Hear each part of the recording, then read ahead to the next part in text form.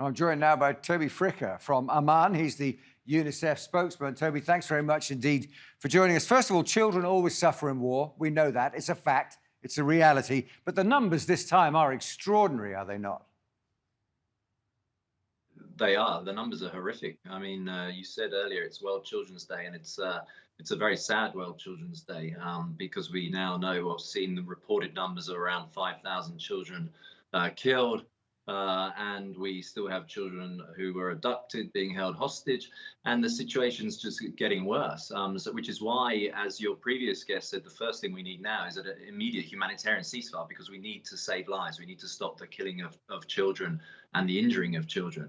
We're also at a point where we urgently need to improve the living conditions in displaced shelters, particularly, but across the Gaza Strip, where you have more than 1.6 million people who've moved, 800,000 roughly children living in very densely packed shelters, very poor sanitation conditions, and little access to safe water. So these are the critical things now to avoid a catastrophe, upon the catastrophe we've already had.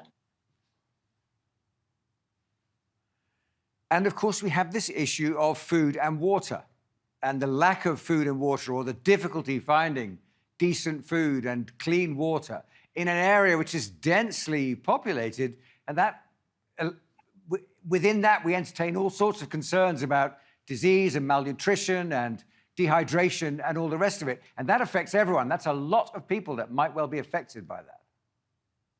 It does. No, you're right. And this is one of our massive concerns now, particularly as winter comes as well, which impacts on the under 5 children more and more.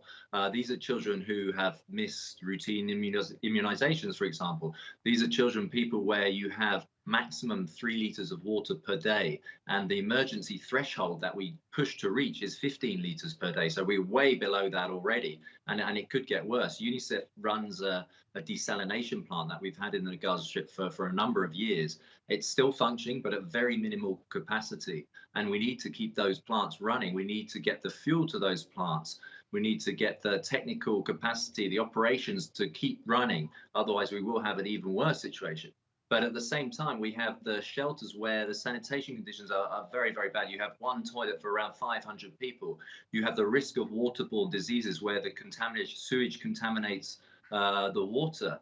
And so there's multiple risks for children. And you have a child healthcare system that's on the brink, where you have 2/3 of hospitals are not functioning. Children have not been vaccinated. So if children do get sick, then the care to help them is not there as well. I suppose the tragedy of this story is that within 48 hours, this could be fixed. Physically, we as an international community are capable of fixing this problem with the right permissions and the right access and the right spirit on both sides to allow that to take place. And yet the politics is so toxic that we simply can't penetrate that, which makes it even more of a tragedy, of course.